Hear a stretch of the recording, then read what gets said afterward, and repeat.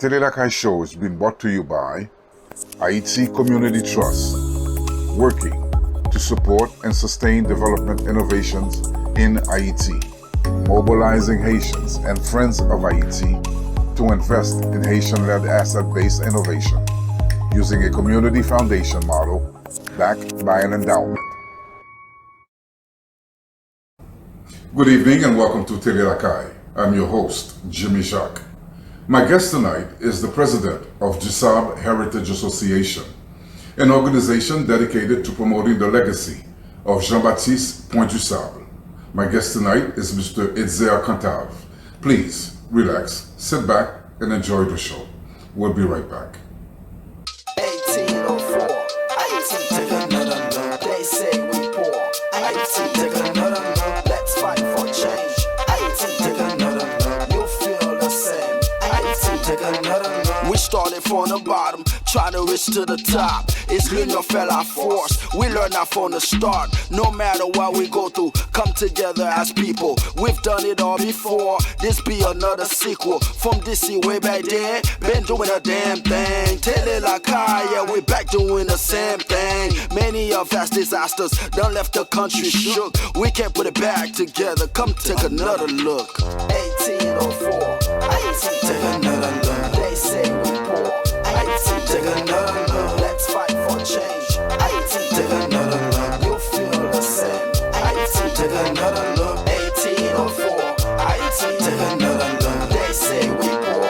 Haiti, take another look. Let's fight for change. Haiti, take another look. You feel the same. Haiti, take another look.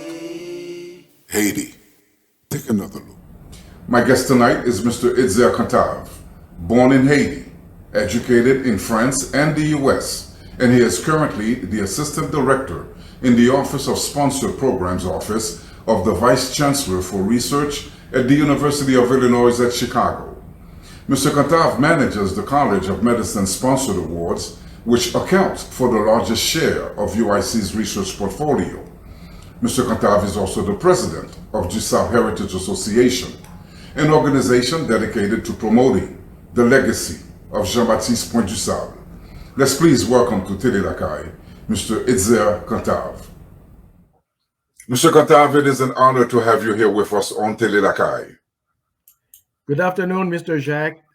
The pleasure is mine, and actually it's an honor for me to be with you on this platform where distinguished guests have preceded me, and I'm just hoping that I can live up to the expectations of your public and yourself, and hopefully I'm not going to disappoint.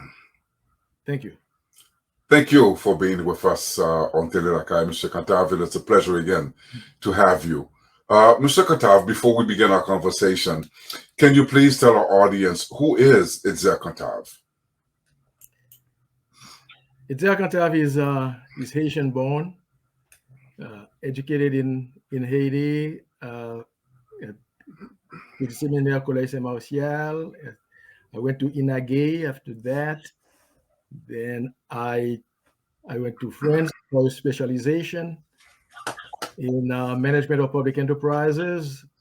Then I got my master's, my MBA in Chicago at Roosevelt University, and I've worked in the private sector in New York for a number of years in financial management positions, controllership positions for very large corporations and Fortune 500 companies, 100 companies, such as AIG, KKR, subsidiaries of KKR, Tyco. And right now I'm the assistant director of operations in the office of the Vice Chancellor for Research at the University of Illinois, Chicago. Mr. Cantave, you are the chairman of the Public Policy and Advocacy for the Coalition of Haitian American Organizations in Chicago. What is the purpose of that organization, Mr. Cantave? The coalition of Haitian American organizations in Chicagoland came into being back in July um, as a collective voice against what was perpetrated in Haiti. The sitting president was assassinated, so the community voiced its opinion on that, and but that was an ad hoc response to what happened. And after that was the earthquake, the 7.2 earthquake, that devastated the southern region of the island. And so the coalition stepped up its efforts, and so we mobilized resources and to bring relief to that portion of the Haitian population. And and after that came the situation in Del Rio, Texas, with the Haitian migrants. At that time, the organization moved up from being an ad hoc organization or an ad hoc coalition to become a structured entity where we put our resources together to meaningfully impact what was happening in the community, to be of service to the community. And in this regard, we have taken steps to become a formal organization in Chicago and registered with the state, and to be able to provide service to the community. Sir, what are some of the actions that your organization has taken in regards to helping the community in Chicago? So the actions that we've been taking are multiple pronged, I would say. There are short term actions and long term actions. The short term actions basically uh, are in regards to the migrant situation. We have as an organization, so we have a motto that says advocate, donate, and so advocate, donate, and educate. So in terms of advocacy, so we are advocating for Haiti. We are advocating for the community. We are advocating for the migrants. So regarding the migrants, we are taking steps to contact all the officials of the from the Illinois congressional delegation. We sent emails to them. We sent letters to them to defend the cause of those migrants. We made some asks. We asked that those migrants be granted humanitarian parole so that we can help them with their legal needs.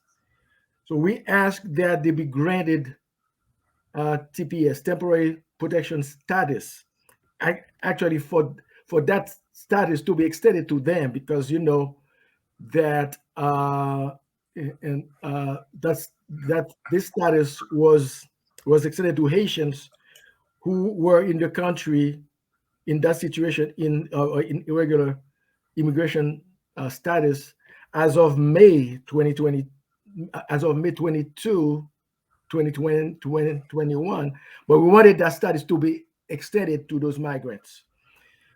We wanted, uh, uh, we called for a halt in all deportation or removal or expulsion proceedings, because as we speak, the US still expels, deports, or removes, as the case may be, whatever they want to call that. But they've been sending people back to Haiti as we speak.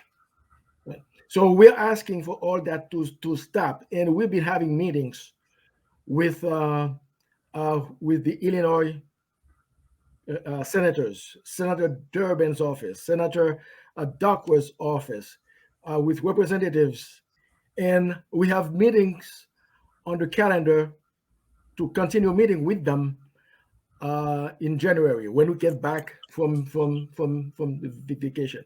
And right now, we are proud to say, well, we can say, but we are helping some migrant families who have arrived in Chicago.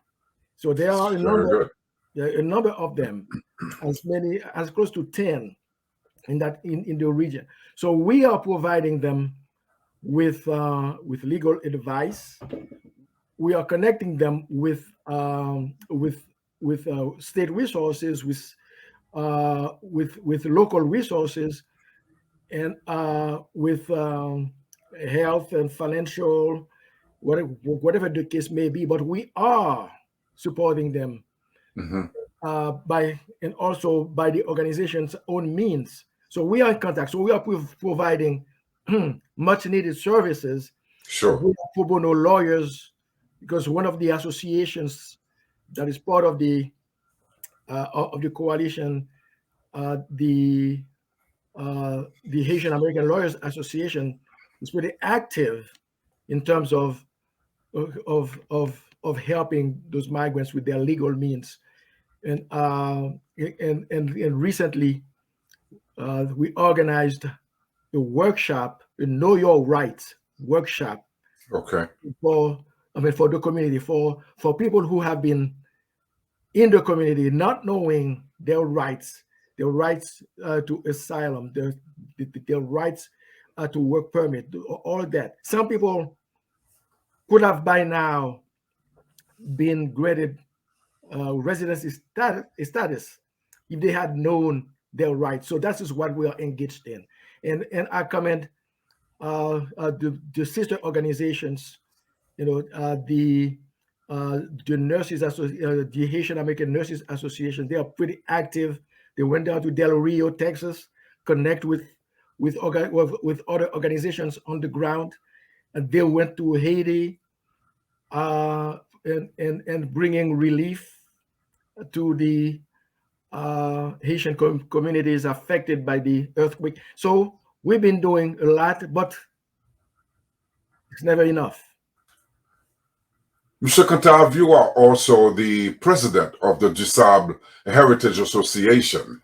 And recently in New York, there was a stretch of Flatbush Avenue that was also named after Jean-Baptiste Point DuSable. And in Chicago, part of Lakeshore Drive was also named after Jean-Baptiste Point DuSable. Could you please tell our audience who was Jean-Baptiste Point DuSable?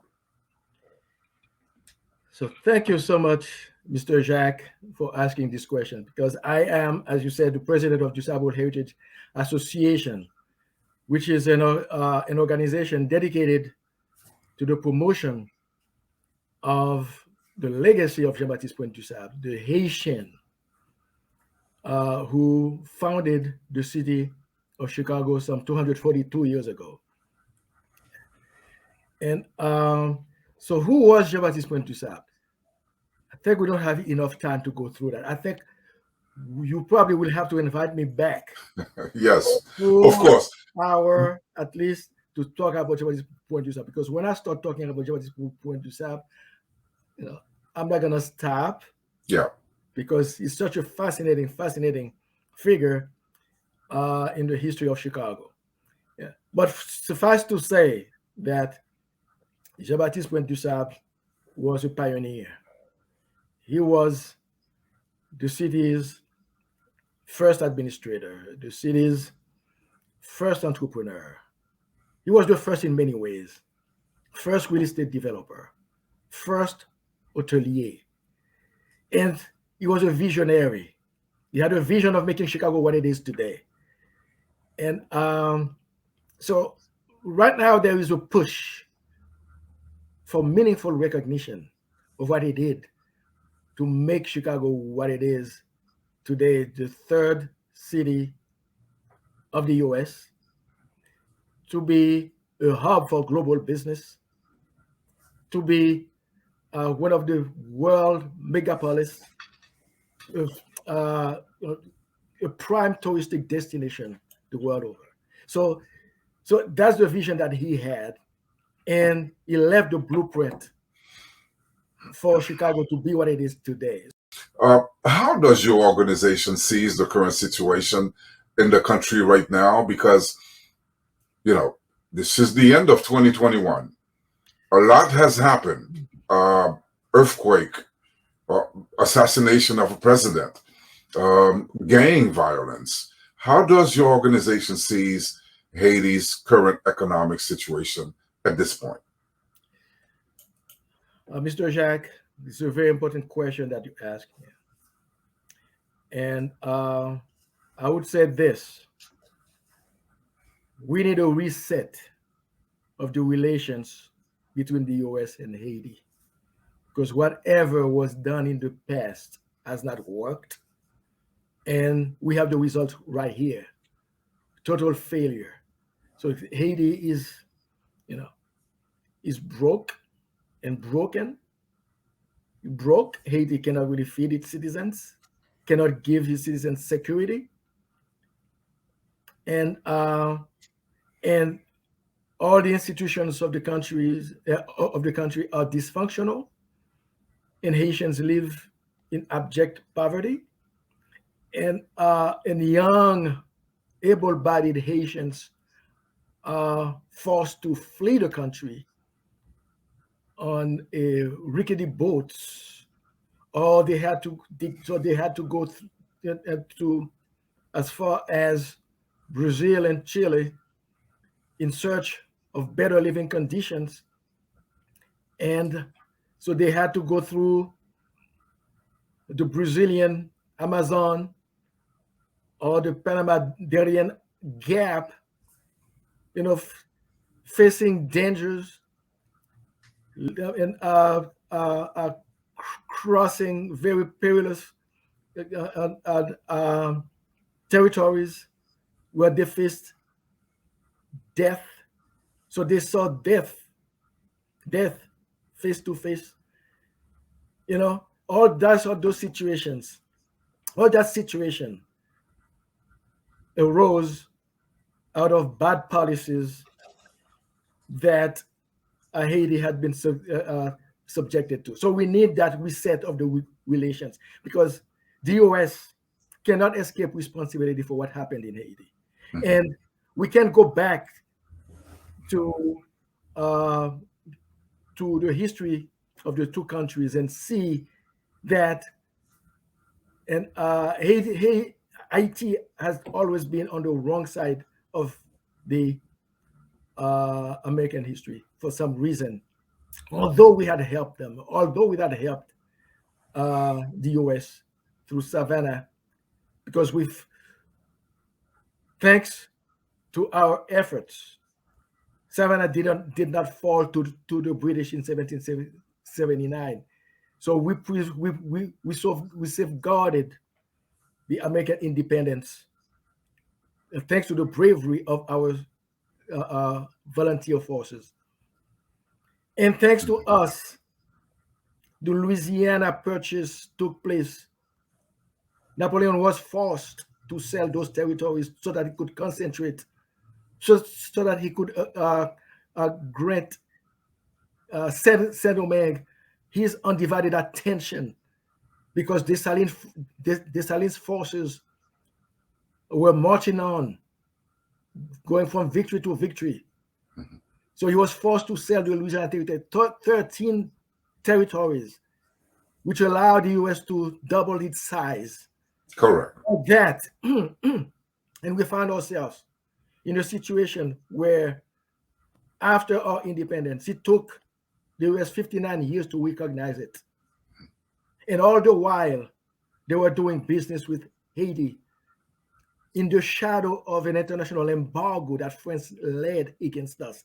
They were the accomplice of France in that, in strangling, in thwarting our revolution. And after that, the US occupied Haiti for 19 years, and they had nothing to show for. But I also read that your organization, Mr. Cantave, would favor uh, a type of a Marshall Plan, like the one that the U.S. had set up in Europe after World War II. Is that something that your organization is in favor of, or setting up a Marshall Plan? Okay. Yeah, I was getting to this but I was setting the background as to Mm-hmm. why we are where we are today. That's the background to say that, okay, and to show that DOS cannot escape responsibility for what's happening in Haiti, because even after the occupation, they've been actively involved in Haiti's politics. But they played the role of kingmakers in Haiti. So everything that's happening in Haiti, the failure that that we are seeing in Haiti uh, Today. today, I mean, it's a combination of Haitian bad actors and also American policies that are designed to enrich an elite in the country at the expense of the majority of the people, which forces them and to leave Haiti and then to face the situation that they are facing in Del Rio, Texas. Okay, and now we're saying that we need a reset. Those things didn't work. All those policies, what they did in the situation of Haiti is to apply a band-aid to a gushing wound. And if we keep doing this, we know what the result's going to be. We're going to have more migrants leaving the country and then facing those reprehensible behaviors by the U.S. and border patrol agents. So Mm-hmm. we want a reset of those.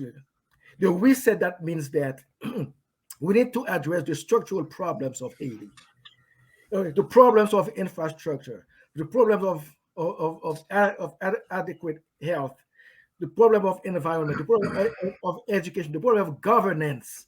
So we need that reset, a set of coordinated policies that address the fundamentals of of the Haitian economy, and so that can provide relief to the majority of the people so that they can stay at home where they want to be in the first place. Okay? And that goes through something profound, not those bad policies and half-hearted policies, but structural policies like a Marshall Plan, and, such as the one that the US had Mm-hmm. spearheaded With to Europe. to lift Europe out Mm-hmm. of the ashes of World War II. But there's a difference. the the Marshall Plan with Europe is a different uh, a thing. In magnitude, we want something of this magnitude for Haiti, but not exactly the same, because Europe had all the infrastructure. Europe has all the the economic infrastructure, the physical infrastructure, and and all that, so that they didn't need much from the US except for the money, right? And the US and saw its interest in that in the Marshall Plan, because the quicker Europe could get on its feet, the better it's going to be for the US economy, because Sure. they represented a large market for them.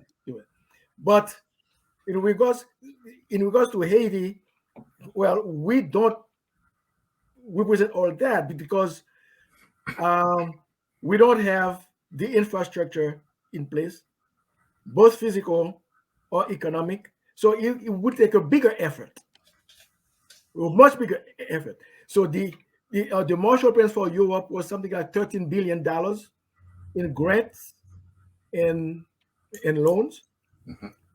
And in today's terms, in 2017 terms, that would be something like $143 billion.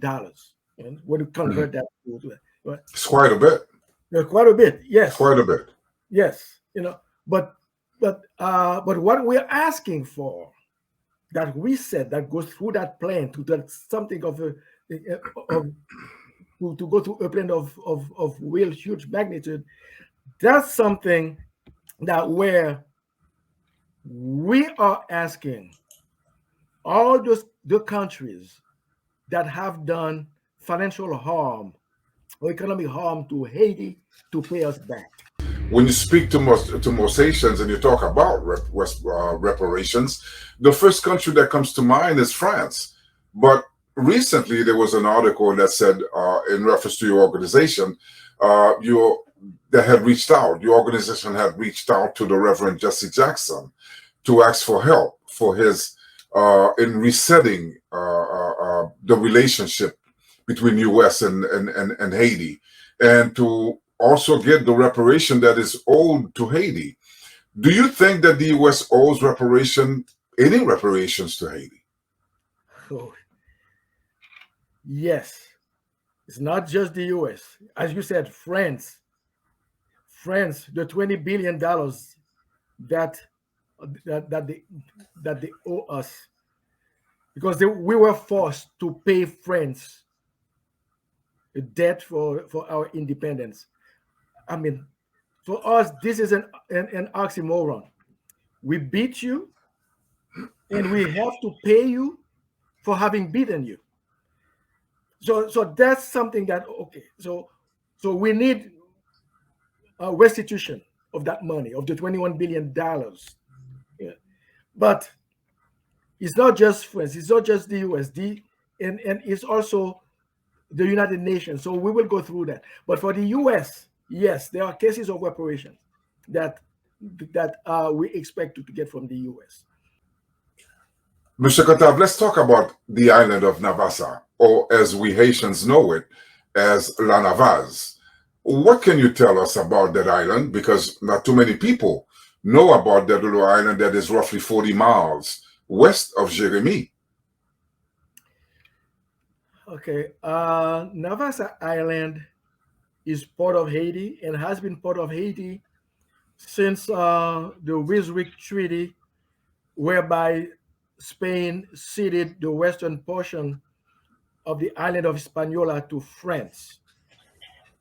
So, in virtue of that treaty, Navassa was part of the deal that brought Saint Domingue to to France. So, when we defeated France and we conquered our independence, so by virtue of that treaty, Navassa was part of the island. And in Mhm. fact, all the constitutions of Haiti, from the 1801 constitution by Toussaint Louverture, going through the constitution of 1805, and all subsequent constitutions, they all named uh, the and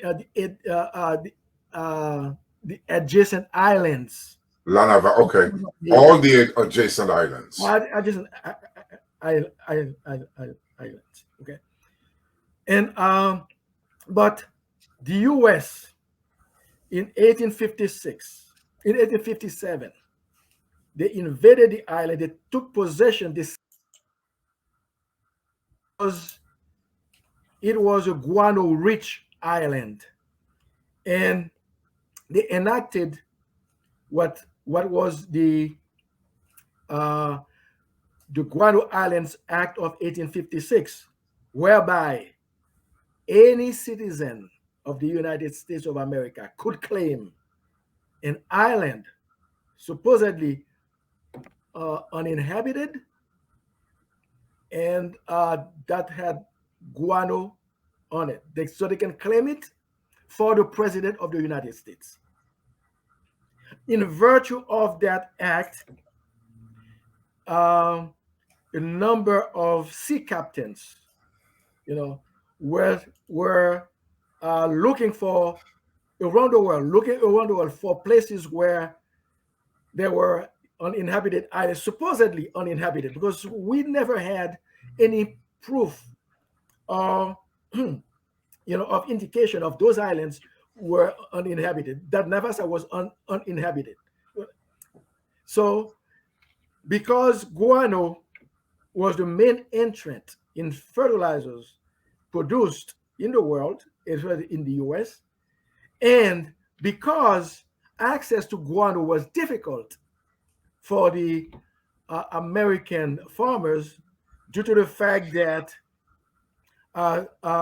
Great Britain, the British, they had an exclusive contract with Peru, to furnish them with guano. So the guano market was was not accessible to the American farmers. So that's why they reached out to Congress to enact to produce that act, the Guano Islands Act, where they could reclaim lands for the U.S. president. In the virtue of that act, so they occupied Navassa Island in 1857 against the will of the Haitian people, against the will of the Haitian government, successive Haitian governments since Suluk. As a matter of fact, Suluk, we can say whatever we want about Suluk being a dictator, being uncouth, being the laughing stock of the world, but he was a nationalist. Because the moment he knew that Guano Island was occupied by the Americans, he dispatched his navy, his 2 ships, to reoccupy the island. But lo and behold, the U.S. sent their navy, their Coast Guard, to dissuade Suluk, and Suluk had to retreat. So we never ceded there. We never conceded. We never relinquished sovereignty over the island. So to this day, the U.S. are still the ones administering the island through the U.S. Fish and Wildlife Services. Correct? Exactly. And then Haitians have no rights over the island. But successively, constitution after constitution, even the last constitution that President Jovenel Moïse was going to had proposed to the nation, even that constitution, namely, claimed Navassa as part of the Haitian territory. So we will never relinquish sovereignty over the island. So we're asking the U.S. government, we're asking Congress to repeal the Guano Island Act, because there's no basis to do that. Because they're saying that, okay, the island was uninhabited. Well, we have no proof that it was. And even if it was, do you know how many uninhabited islands that the U.S. has? 272 islands uninhabited right here. Wow. Yeah. Well, you are in Florida, right? You're in Florida, right? Yes. In Florida, there are 7 such islands, uninhabited islands. And in Broward, in Dade County itself, there are subdivisions. There are 16 or 19 islands uninhabited there. So, so can you tell me that on that basis, Russia or China, they can come and claim those islands? So we are asking the Congress of the United States to repeal that island. We're asking President Biden, by the stroke of his pen, to cede back Navassa to Haiti, because by conservative estimates, the lost revenues to Haiti and as a result of Navassa Island is about $100 billion. My goodness. Because this is quite a bit. This is quite a bit. So, and these are cases of restitution, cases where, okay, we need to renegotiate those things, and then to reach a settlement or something, and then we can, because this is not the what are the traditional ways of acquiring land? You purchase them like the U.S. purchased the Louisiana territories, Hmm. or or or as a result of a war, the victor can claim territories, right? Correct. You enter into a treaty, and where those lands are, or you enter into a lease agreement where you can really where okay, Haiti could could receive some royalties out of that lease agreement and things like this. But that tells you that up to this, even though they don't cultivate guano, they don't exploit guano anymore on the island, but they still hold on to that island. You Hmm. know, so that's something. So there's something about Haiti that we don't really have a full grasp on. Why is it that Sure. is so it is so important to, because history has it, and give me a little parenthesis here. When France lost the 7 Year War against England, you know, as customary in war situations, you had to see territories, and to to to cite a scholar, which is Marc Rosier, in his book, just about the authentic founder of Chicago. So France was in a dilemma: which territory to cede to England? Should they cede Canada or Saint Domingue? Guess what? France decided to cede Canada and to keep Saint Domingue, because Saint Domingue was the most flourishing colony of all times for any superpower, for any colonialist power. So France ceded Canada to England and kept Saint Domingue.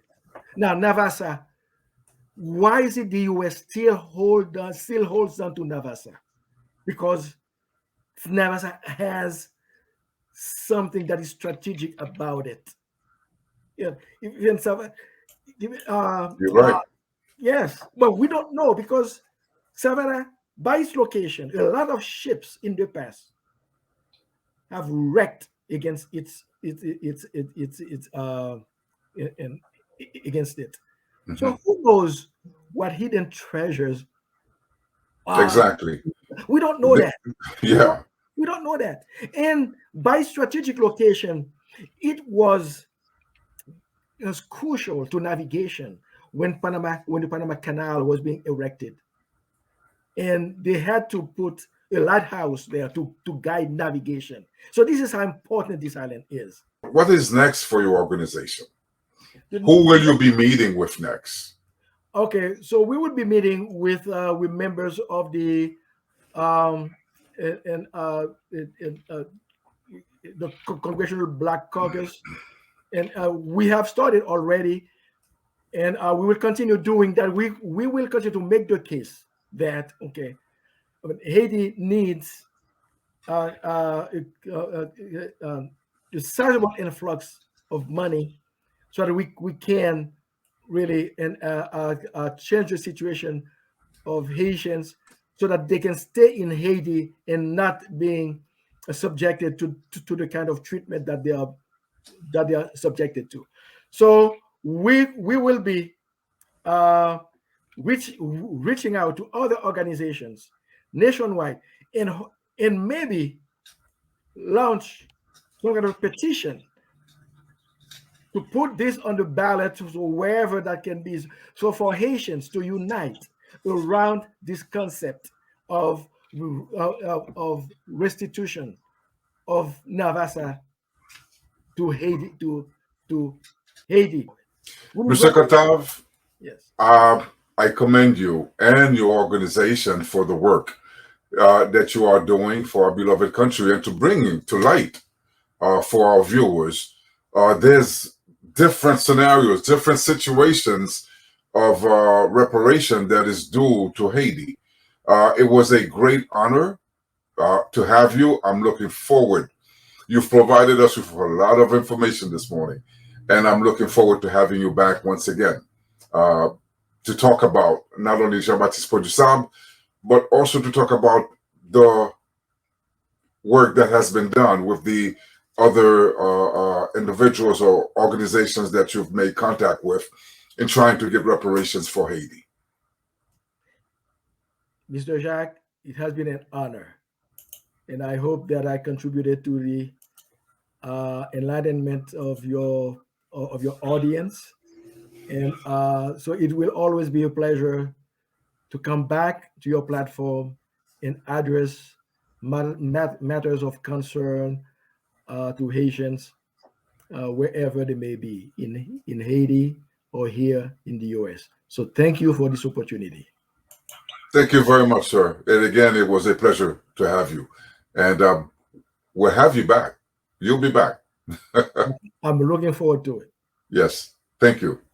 The Tele Lakay show is being brought to you by Haiti Community Trust, working to support and sustain development innovations in Haiti, mobilizing Haitians and friends of Haiti to invest in Haitian-led asset-based innovation, using a community foundation model backed by an endowment.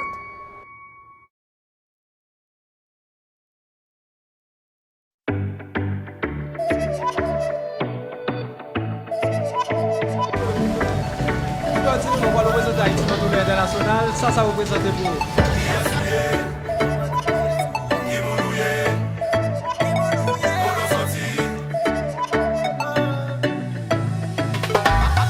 Haitiano, Haitian, Haitien, a tout natal pour bien comprendre.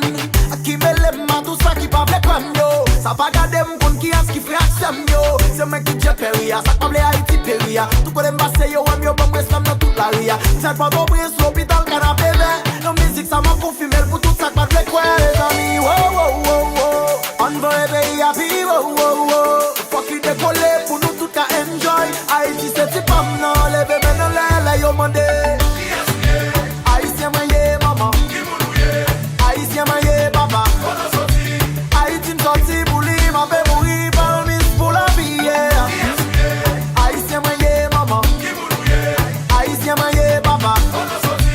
Haïtien sorti pour lui, m'a fait mourir par le pour la vie. Moi de ce troubadou, moi de ce rara, moi de ce rabodaï, qu'on de ce compas. Et puis carnaval la belle, me songe black là.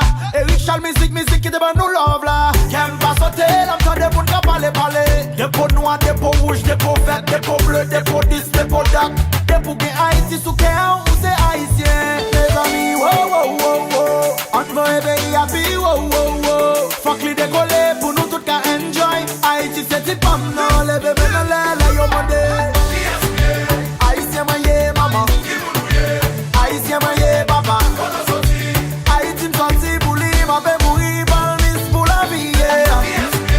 Haïtien maye maman. Haïtien maye papa. Haïtien sorti pour lui, m'a fait mourir par le pour la vie.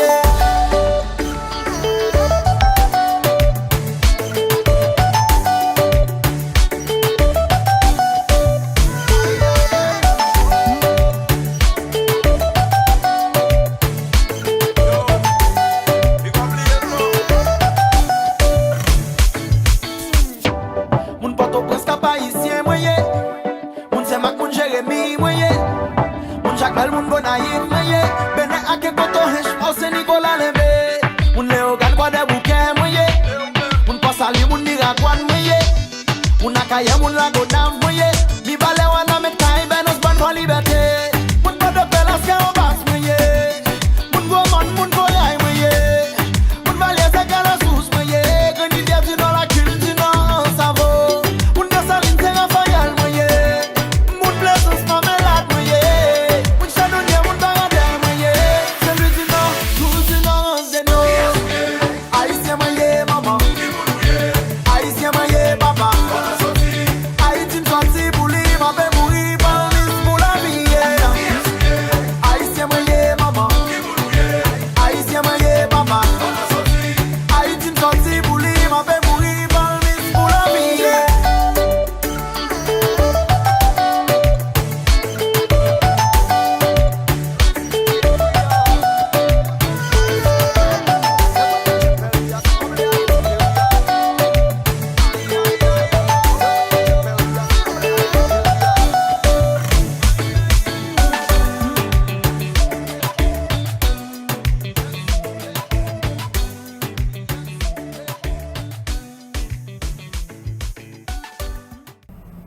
Well, once again, it was a pleasure having you with us this evening.